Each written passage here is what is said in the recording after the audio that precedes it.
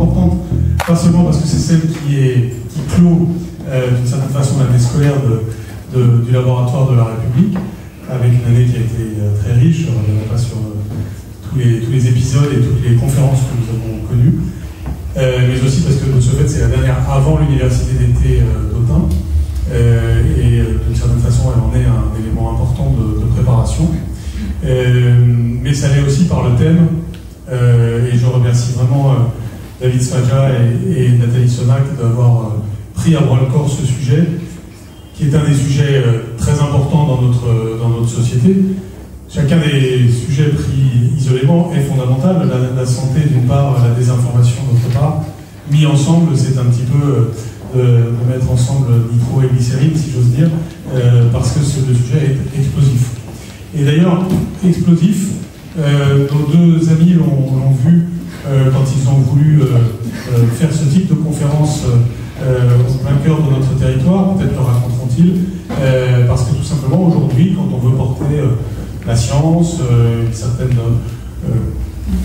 certain rapport à la connaissance, un certain rapport aux enjeux de santé, et même quand on le fait avec le sens de l'intérêt général, la volonté de dialogue aussi, eh bien, on peut se heurter à des formes de convictions qui ont été forgées par la désinformation et qui sont comme des blocs aujourd'hui dans notre société, qui ont des traductions en termes de santé, mais aussi en termes sociologiques et en termes politiques. Donc, les enjeux qu'il y a derrière tout cela sont monumentaux à une échelle mondiale, et bien entendu à l'échelle de la France, et derrière la résolution de ces problèmes, en tout cas l'amélioration de la situation au regard de ces problèmes, il y a des améliorations pour notre pays possibles, et notamment pour nos concitoyens. Je pense aussi à tout ce que nous avons à faire en matière de prévention et de santé publique, ce qui va de pair avec une bonne information, une lucidité générale, une connaissance générale sur la santé et tout ce qui s'ensuit. Et donc, au travers de ce sujet, on a non seulement une problématique centrale, mais on a une problématique emblématique, finalement, de tous les sujets que nous traitons au laboratoire de la République. Et nous l'avons par deux personnes qui sont vraiment remarquables. Je ne vais pas vous refaire tout leur parcours à tous les deux, sont représentatifs de l'excellence universitaire, mais pas donc chacun des deux dans leur domaine respectif. Donc leur association, cette fois-ci, c'est pas Nitroglycérine, c'est au contraire extraordinairement fructueux. C'est vraiment ce que donne la pluridisciplinarité en action. Et surtout, ce que je voudrais souligner, c'est leur engagement, qui est absolument remarquable, leur engagement de citoyens, et donc leur engagement dans le laboratoire de la République, puisque tous les deux, maintenant depuis des mois et même des années, ils sont au sein du laboratoire parmi les plus actifs, et sont au cœur de ce qu'on veut illustrer avec le laboratoire de la République, pour les raisons que je viens de dire, mais aussi pour leur capacité à emmener d'autres personnes avec eux, et à se donner finalement pour une cause d'intérêt général, comme on va le voir ce soir. Donc ce qui va se dire ce soir est extrêmement intéressant sur le fond, parfois très inquiétant, mais en même temps, il y a des pistes, on va les voir, donc on est typiquement dans la méthodologie laboratoire de la République, et donc je voudrais vraiment les remercier, disons, intellectuellement, mais encore plus, s'ils me le permettent, affectivement, pour ce qu'ils ont fait, ce qu'ils font et ce qu'ils font. Merci beaucoup.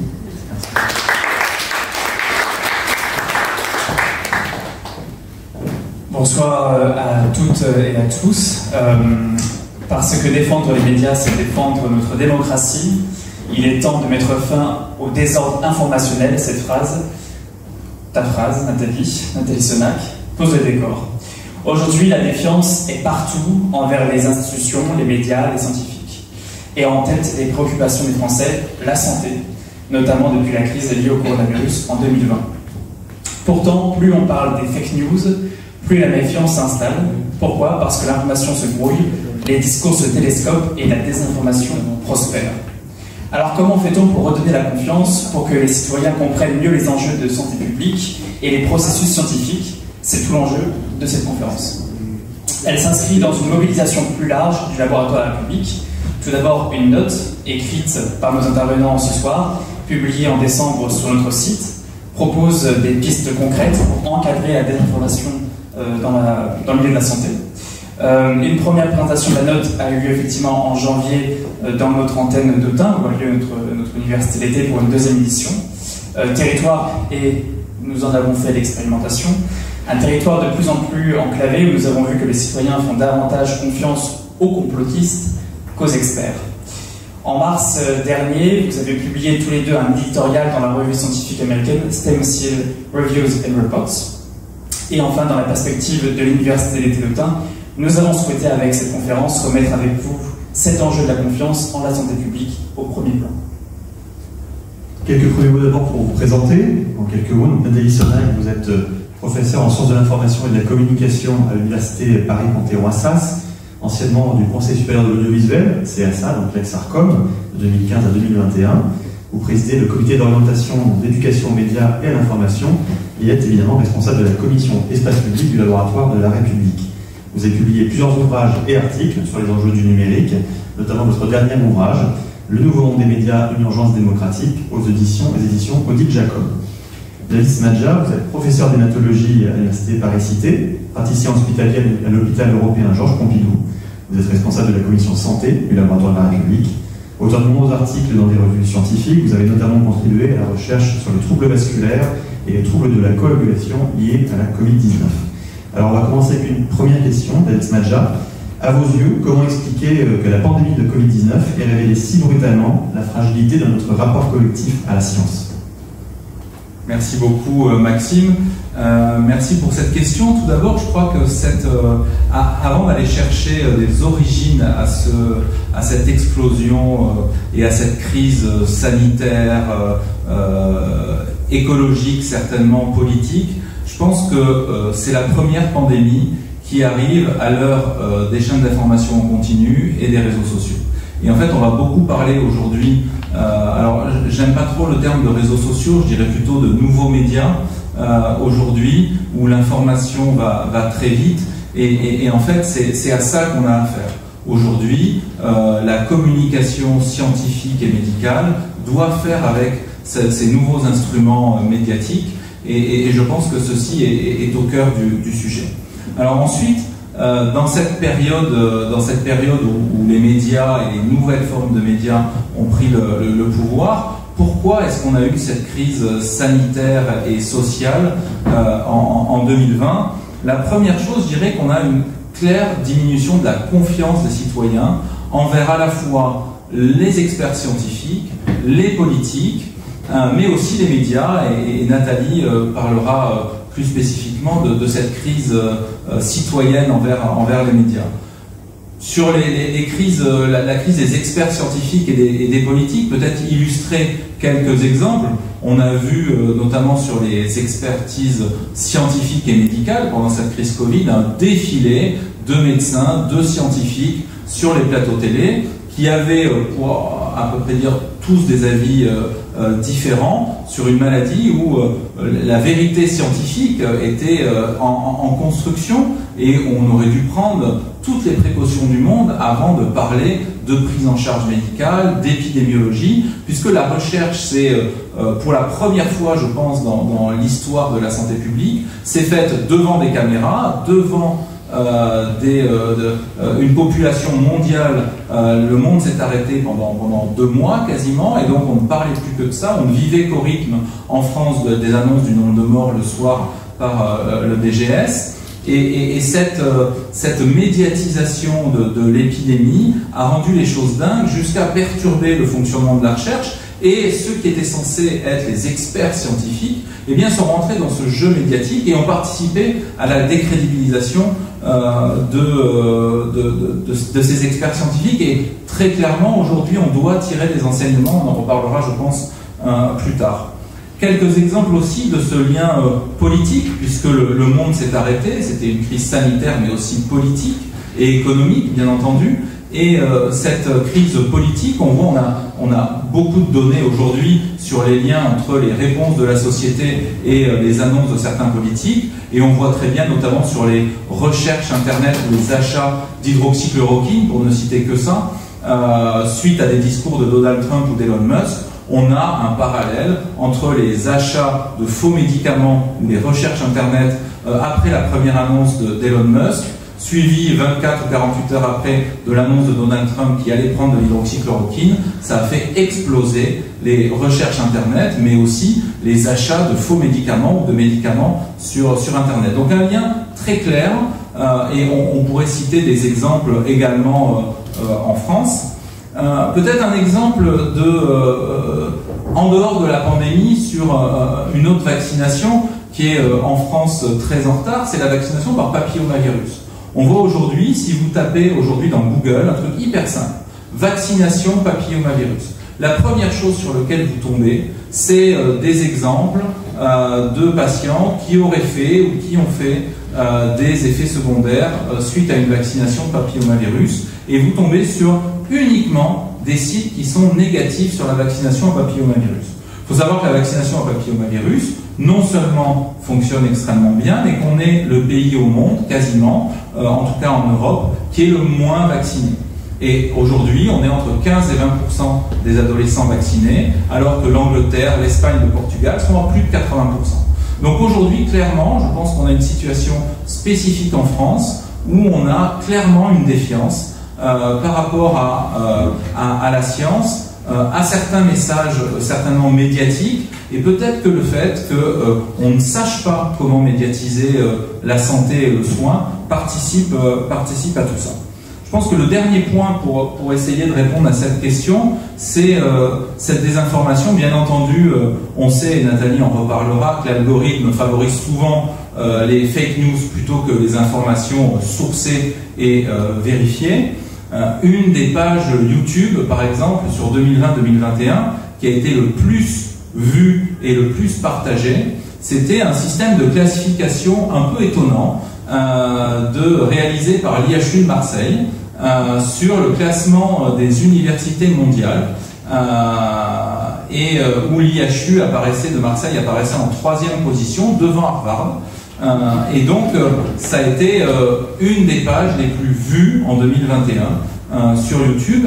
Et quand on voit ce genre de classification d'un institut public français, eh bien, quelqu'un de pas informé va immédiatement pouvoir le croire. Et si on n'explique pas eh bien, les vrais classements scientifiques, la vraie façon d'évaluer la science, nos universités, nos institutions, mais aussi la recherche clinique et comment on fabrique le soin, comment on fabrique ce qu'on appelle en langage un peu barbare l'evidence-based medicine, donc les bonnes pratiques de soins, eh bien, sans expliquer ça, eh bien, on a des informations comme ça qui diffusent et qui diffusent très largement, et avec ce nouveau système de médias et de réseaux sociaux qui diffusent à la planète entière en quelques clics.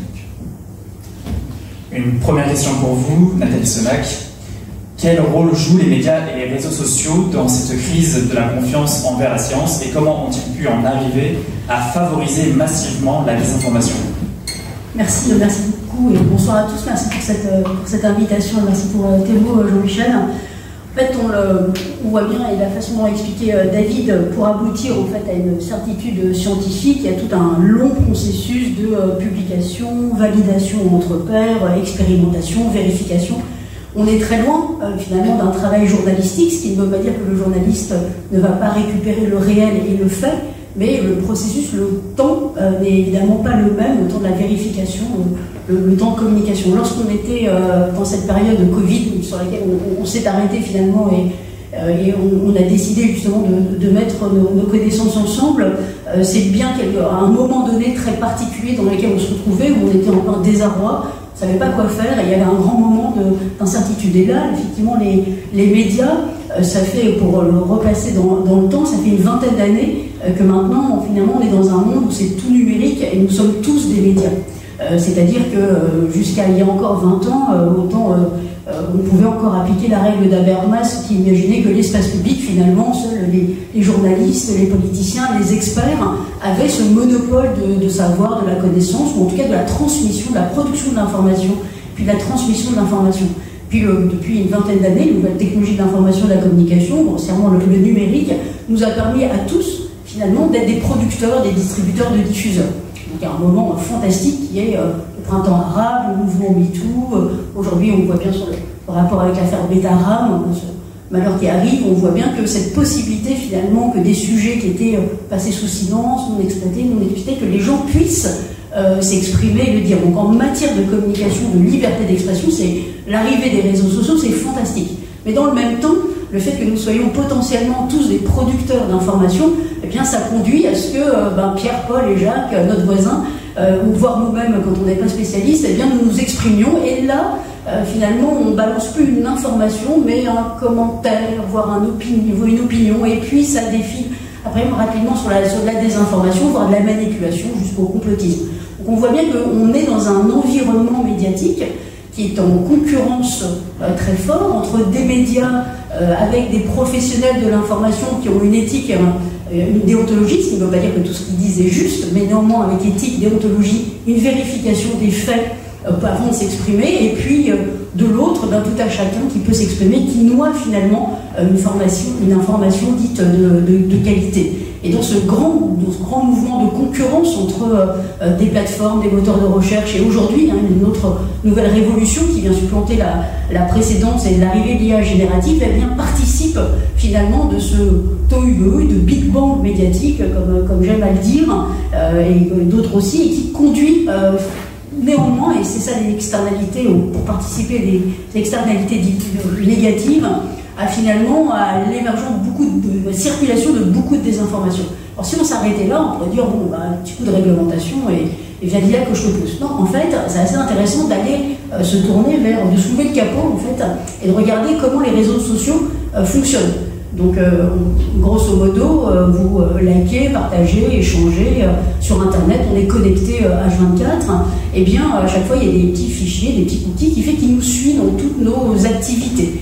Et nos activités, nos interactions, nos partages, nos échanges, la notion d'interaction est fondamentale, et bien finalement il y a dessous un sous-bassement qui vient collecter massivement ces données, et puis avec une couche d'algorithmie et d'intelligence artificielle, permettre finalement d'avoir une connaissance extrêmement approfondie de nous tous. Donc, on a une sociologue qui s'appelle Shoshana Zuboff qui nous dit que finalement ces acteurs-là parviennent à nous connaître mieux que nous-mêmes.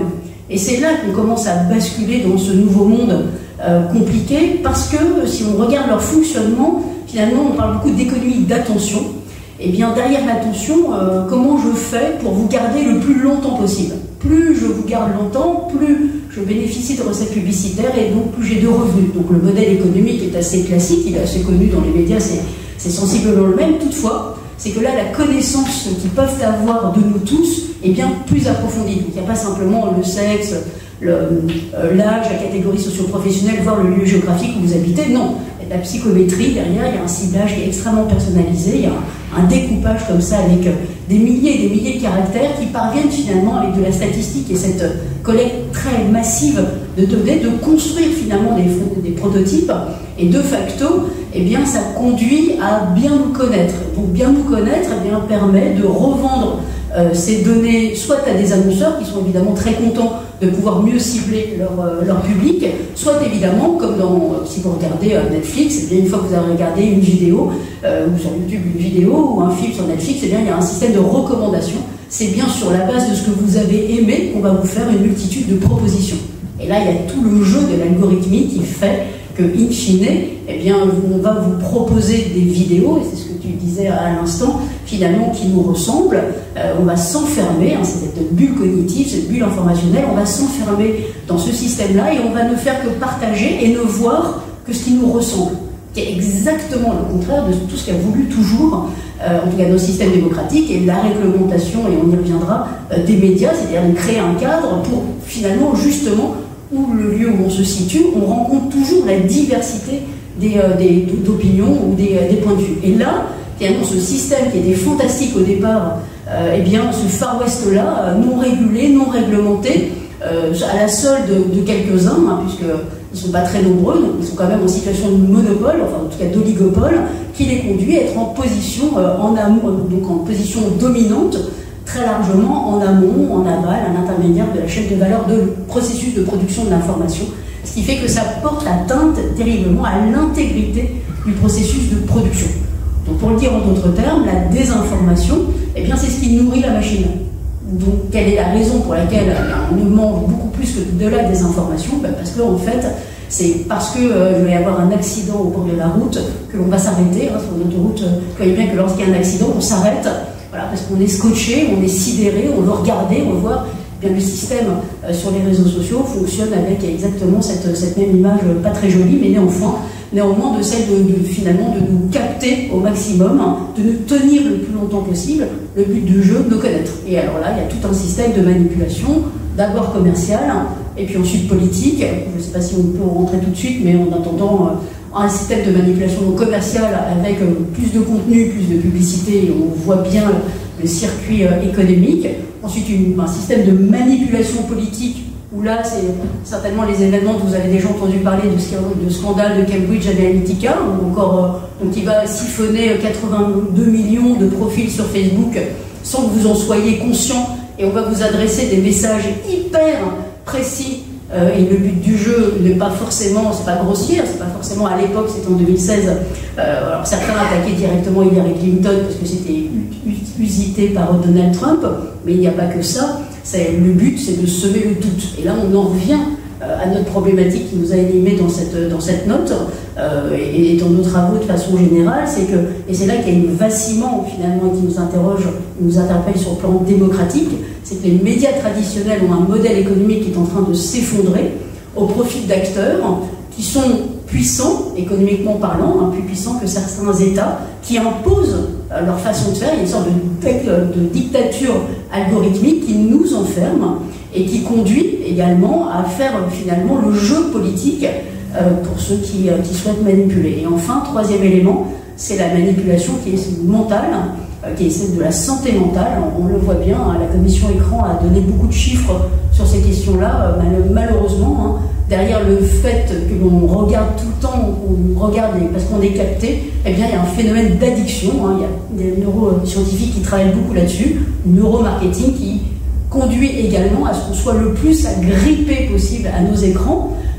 C'est presque consubstantiel à la machine, et de fait, chez les plus jeunes, eh bien, ça conduit à avoir des problèmes de comportement. Alors, il y a la question du cyberharcèlement, et je salue Nathan Smadja qui a beaucoup travaillé sur ces questions-là et qui porte haut et fort ce point-là.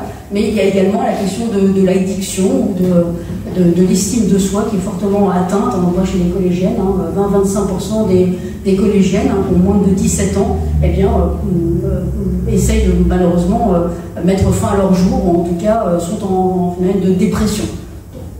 Donc c'est vraiment un sujet qui est très fort, et les médias dans tout ça, les journalistes dans tout ça ont de plus en plus de mal, évidemment, à sortir leur épingle du jeu, se font complètement dépasser par ces acteurs-là.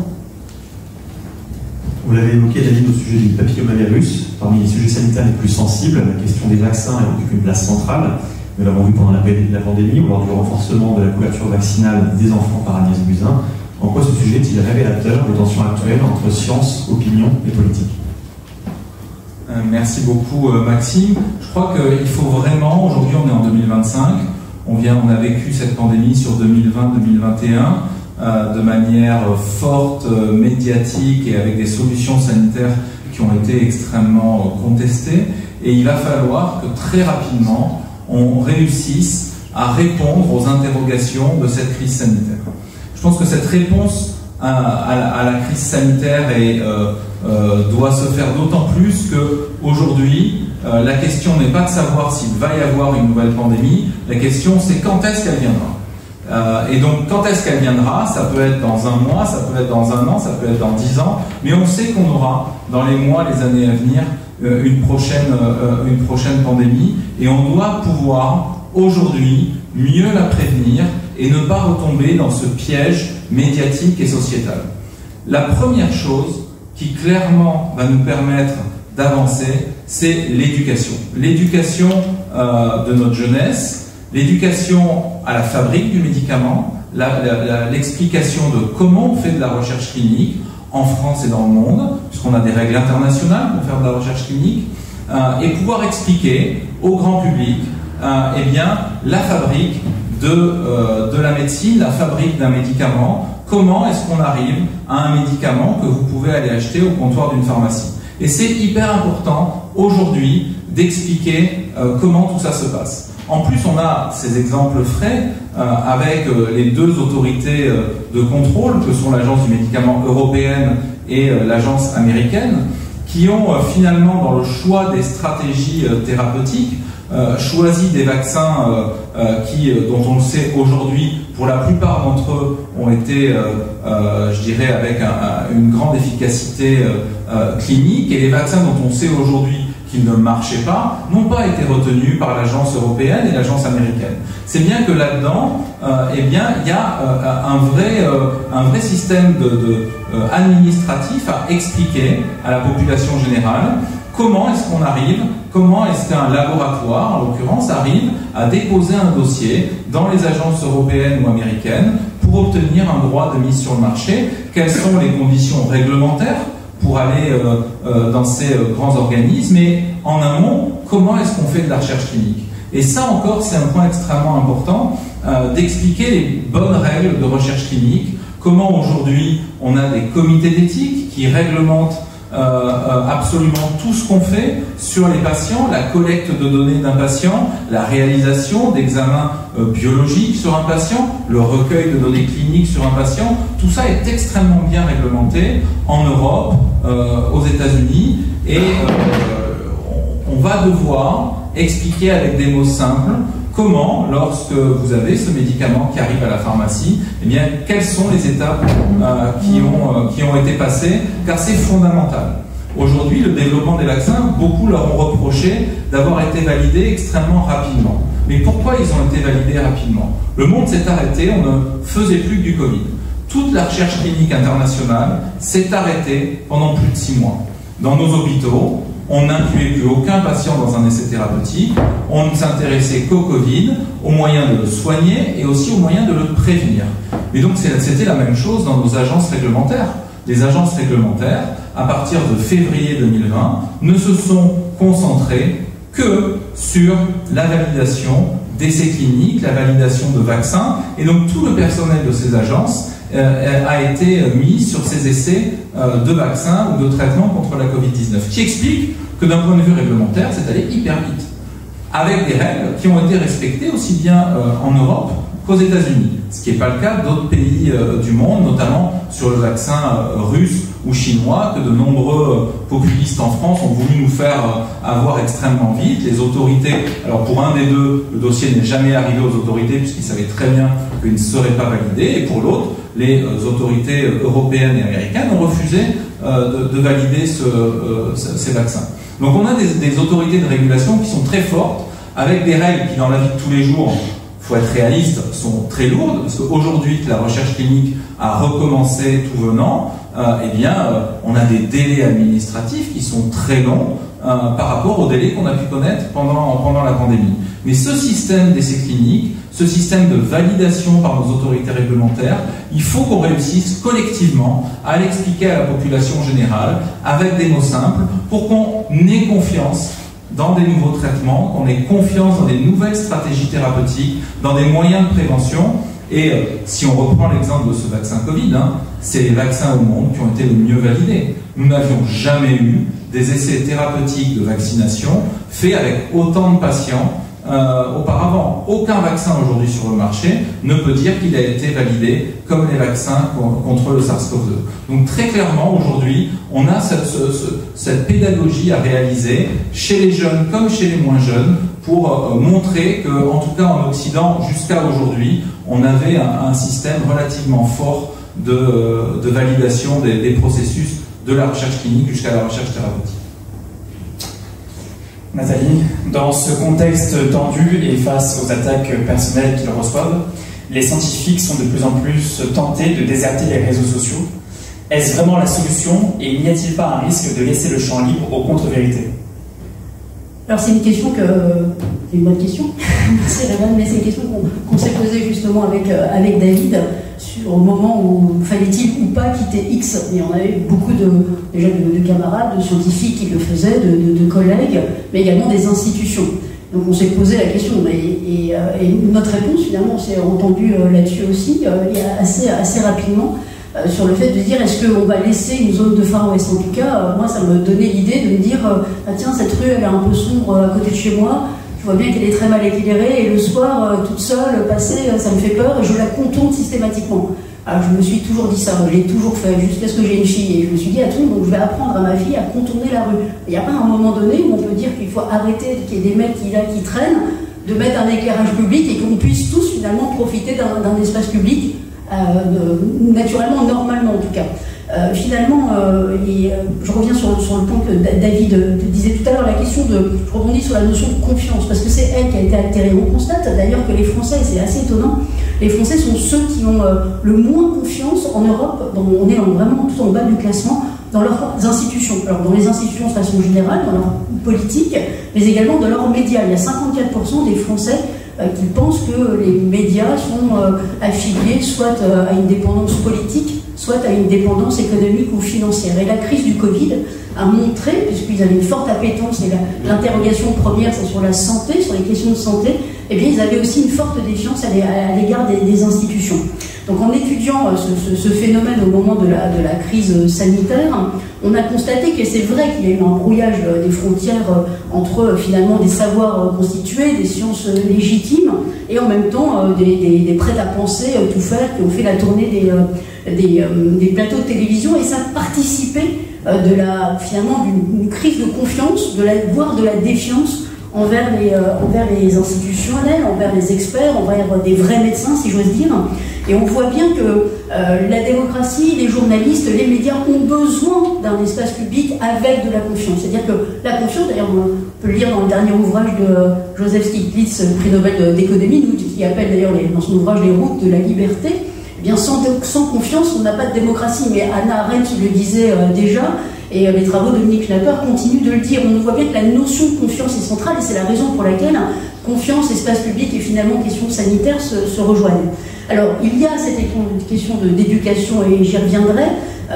Évidemment, il y a évidemment la question de la réglementation.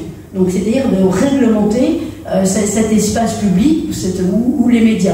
Alors, au niveau européen, on peut dire que l'Europe s'est quand même très largement mobilisée avec le DSA, donc le Digital Service Act, les réseaux sociaux numériques, avec la volonté d'instaurer véritablement la notion de responsabilité auprès des plateformes. La grande différence entre un éditeur et quelqu'un qui n'est pas éditeur, eh bien finalement l'éditeur, lui, il a une responsabilité pénale. Donc il s'engage, finalement, il se dévoile, il n'est pas anonyme, et en même temps, il est responsable de ce qu'il y a écrit, c'est responsable de ce que disent ces journalistes sur ses antennes ou dans ses rubriques, qu'elles soient politiques ou autres. Lorsque je suis dans ce monde, dans cette fameuse rue non éclairée, eh c'est un véritable Far West. D'une part, on a de l'anonymat, mais d'autre part, on voit bien que les gens ne sont pas responsables de ce qu'ils disent sur le sens pénal. C'est d'autant plus difficile quand évidemment, les gens ne se déclarent pas être, puisque l'anonymat est. Donc, le DSA est une très grande avancée, forte avancée qu'a pu faire l'Europe, qui avait fait déjà, finalement, quelques années précédemment, le SMA, comme on dit, le service de médias audiovisuels, avec un changement de la réglementation. C'est comme ça que le CSA, le Conseil supérieur, pardon pour tous ces acronymes, le Conseil supérieur de l'audiovisuel en 2022 est devenu l'ARCOM, donc le nouveau régulateur européen qui embarque dans son escarcelle, au-delà des chaînes de télévision et des radios, en même temps les plateformes et les réseaux sociaux. Ce qui permet finalement d'élargir le champ de régulation et de pouvoir avoir une arme réglementaire sur cette question-là. Donc la responsabilité, le fait d'embarquer les plateformes dans ce champ réglementaire est une avancée forte. Maintenant, avec David, nous avons dans notre note d'autres propositions pour aller encore plus loin, puisque cette réglementation est évidemment centrale, la transposition dans la loi ne parvient pas à se faire, puisqu'on a la loi de 86 pour le monde de l'audiovisuel qui a été modifié plus de 96 fois. Donc on en est toujours à la loi de 86, et quand je vois le chemin de la loi de l'audiovisuel, on n'est pas prêt de changer la loi de 86. Donc il faut aller vite, parce que les réseaux sociaux, c'est de l'émotionnel, c'est de la rapidité, c'est de l'urgence permanente, c'est une alerte permanente, et donc il faut changer ce régime de façon urgente. Mais le faire également dans les règles de l'art. Donc on avait proposé dans notre topo la présence d'un expert scientifique dans les instances décisionnelles, notamment des médias, par exemple, dans ce qu'on appelle les comités d'honnêteté, d'indépendance que Amel connaît très bien, donc les CHIPIP.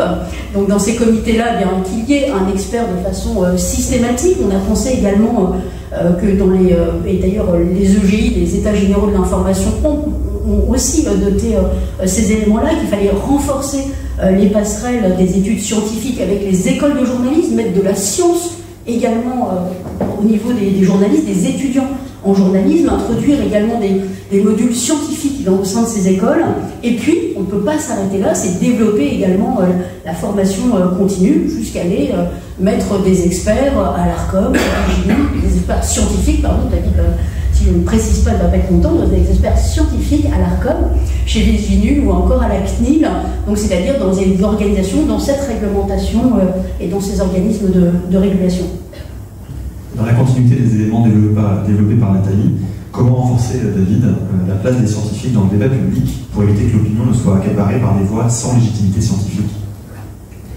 Alors je crois que là on touche vraiment un vrai bien démocratique, c'est la place de l'innovation et de la science dans la société. Notre assurance vie, c'est l'innovation scientifique. Aujourd'hui, si on n'investit pas dans l'innovation scientifique, et vraiment scientifique au sens large, ça déborde de la santé, ça veut dire l'innovation en termes d'écologie, l'innovation donc bien sûr en termes de santé, c'est de ce dont on parle aujourd'hui, mais aussi en termes de climat, de défense, eh bien on n'est pas dans une démarche démocratique, et je pense que sur ce bien scientifique, la mise en avant de l'innovation, ça devrait être, et il faudra que ce soit un des piliers de notre organisation nationale. Et donc ça passe là encore eh bien, par l'éducation, mais par des prises de position fortes où nos acteurs politiques s'engagent pour l'innovation. Et je crois qu'en santé, on a besoin de messages forts de nos politiques, de mettre en avant nos scientifiques. Aujourd'hui en Europe, eh bien, la France est le pays qui a le moins de ce qu'on appelle des PhD, c'est-à-dire des thèses de sciences, des thèses de 3e cycle de doctorat, donc un diplôme qui permet l'accès aux carrières de chercheurs ou d'universitaires. Eh bien, la France est le pays qui a le moins de chercheurs ou d'ingénieurs dans les instituts gouvernementaux, dans les ministères.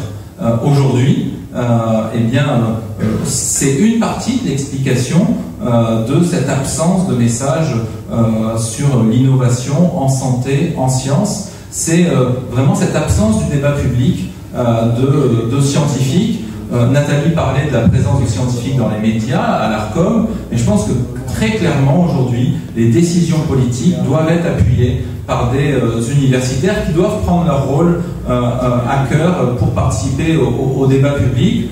De Gaulle a dit cette phrase qui est restée dans l'imaginaire: des chercheurs qui cherchent, on en trouve; des chercheurs qui trouvent, on en cherche. Cette phrase-là, elle a mis un voile noir sur les chercheurs au niveau politique. Et aujourd'hui, en France, alors même qu'on a un des taux d'investissement dans la recherche les plus bas d'Europe, eh bien, on a pourtant des chercheurs reconnus mondialement avec une excellence scientifique dont il faut se servir aujourd'hui.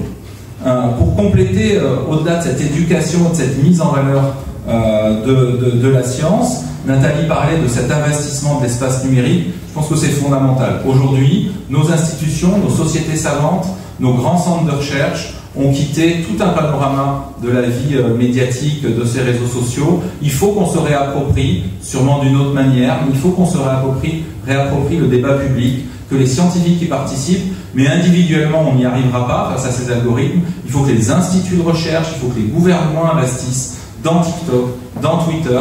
Ça fait partie aujourd'hui des solutions d'éducation. Et puis sur les médias, je pense que Nathalie en a bien parlé, donc je vais vous passer la parole. Nathalie, l'éducation aux médias et à la citoyenneté numérique est souvent pensée pour les jeunes. Or, les adultes sont parfois les plus vulnérables face à la désinformation. Comment, selon vous, peut-on toucher l'ensemble de la société? Alors, effectivement, moi, je suis complètement alignée avec ce que vient de dire avec David sur finalement le rôle des chercheurs, le rôle des professeurs d'université ou d'autres. On a un rôle d'alerte à jouer évident, on a un rôle d'action. Et je pense que compte tenu de l'urgence et de la crise dans laquelle on se situe, internationale, mais 2027 arrive plus vite que prévu. En tout cas très vite, à une vitesse avec un bruit qui ne me plaît pas, qui ne nous plaît pas. Donc on a envie de cette action. Et c'est vrai que la question d'éducation nous apparaît centrale. Juste un chiffre, 23% des 18-25 ans, un chiffre de Reuters Institute 2024, donc 37 pays qui ont été mesurés, 23% des 18-25 ans s'informent sur TikTok. Donc lorsque tu me posais la question tout à l'heure, faut-il quitter X en l'occurrence, et Twitter, eh bien non, il faut au contraire investir, c'est-à-dire au contraire ne pas déserter, ne pas considérer que la rue restera sombre et dangereuse, mais au contraire éclairer, et réglementer, réguler. Et donc il faut passer à l'action, tu le disais très bien, sur l'éducation aux médias, à l'information. Alors il y a une instance qui s'appelle le CLEMI, sur l'éducation aux médias à l'information, qui existe depuis une soixantaine d'années. En 40 ans que le CLEMI existe, mais depuis 60 ans qu'on fait de l'éducation aux médias à l'information. Ça a beaucoup évolué, hein, ça fait pas que la presse et les médias, c'est pas vrai, c'est présent sur Internet, les actions sont menées, les groupes sur France Télévisions, Radio France, mais également l'ensemble des autres médias se mobilisent de plus en plus. Les attentats de Charlie Hebdo en 2015, malheureusement, ont permis, entre guillemets, en tout cas, ont permis de mobiliser le ministère pour en faire plus, et je loue ici l'action de Jean-Michel Blanquer pour justement aller plus loin. Je pense à la radio, par exemple, dans les collèges ou les écoles, ce web, donc cette formation pour les étudiants. Moi, je pense pour les écoliers, pardon. Je pense qu'il faut aller plus loin, beaucoup plus loin. Je pense d'abord qu'il faut industrialiser l'action, donc c'est-à-dire qu'il faut accélérer la formation des étudiants tout entièrement. Ensuite, il ne faut pas lâcher la parentalité, parce que nombreux de parents sont totalement démunis, à côté de la plaque, ne comprennent pas, et il n'y a aucune raison qu'ils ne comprennent pas. Donc ce sont des citoyens qui votent. On n'est pas loin du vote numérique, donc il faut absolument que cette mobilisation soit faite. Donc moi je suis même pour qu'il y ait une discipline à part entière. Je sais qu'il y a beaucoup de discussions, tout le monde ne s'entend pas sur ce point-là, on peut évidemment en discuter. Je le pose comme ça sur la table parce que ça fait un peu pavé dans la mare, mais cette accélération, cette industrialisation, ça ne peut pas ne pas passer par des moments forts, par des actions fortes.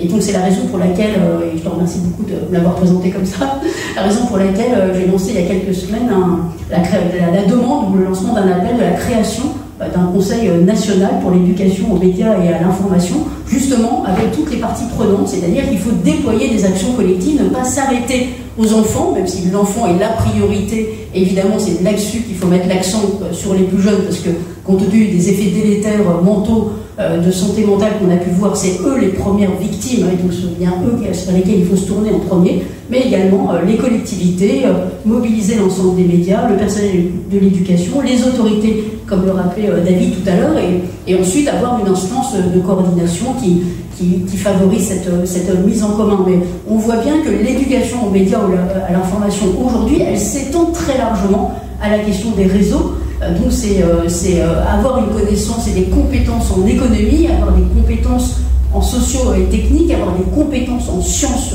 dures, mais également en épistémologie, c'est-à-dire en fait comment se produit la connaissance pour être capable d'évaluer la valeur de l'information. Parce que finalement, ce dont on parle depuis le début, c'est la nature de l'information, et une information qui n'est pas vérifiée, contextualisée, qui n'est pas hiérarchisée, eh bien, qui n'est pas factuelle au sens d'Hannah Arendt dans les faits, eh bien, conduit à ce qu'on a besoin de cette information de qualité, parce que c'est ça qui fait société, c'est ça qui fait démocratie, et c'est ça qui fait maintien de notre démocratie. Merci Nathalie. David, pour conclure sur l'enjeu de l'éducation, faut-il revoir, selon vous, notre manière d'enseigner les sciences à l'école pour donner aux élèves les clés d'un esprit critique fondé sur des faits véritables? Oui, c'est, je crois, le fond de notre question.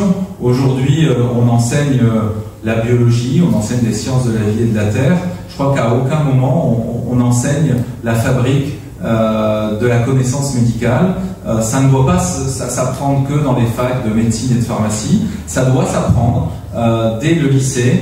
On doit pouvoir faire un enseignement à la santé publique dès le plus jeune âge pour les enfants, pour qu'on puisse aussi toucher les parents en même temps. Je pense que dans cette éducation aux médias et à l'information, on doit avoir une éducation aux médias et à l'information spécialisée dans la santé publique qu'on n'arrivera pas aujourd'hui à remonter la pente, notamment j'ai cité l'exemple tout à l'heure de la vaccination par papillomavirus, où on est vraiment les derniers en Europe. On n'arrivera pas à remonter cette pente si on ne fait pas participer les enfants. Toujours autour de cet exemple sur le papillomavirus, on voit que dans d'autres pays, on a institutionnalisé cette vaccination dans les écoles. Aujourd'hui, c'est quelque chose qu'on n'arrive pas à faire en France, avec des réglementations qui s'accumulent et qui font qu'aujourd'hui, la vaccination n'est pas efficace. Et quand on va se rendre compte dans 20, dans 30 ans, eh bien qu'on sera certainement le seul pays d'Europe à avoir un taux de cancer du col de l'utérus hyper élevé, eh bien on se dira, mince, on aurait peut-être dû accentuer ce message de la vaccination.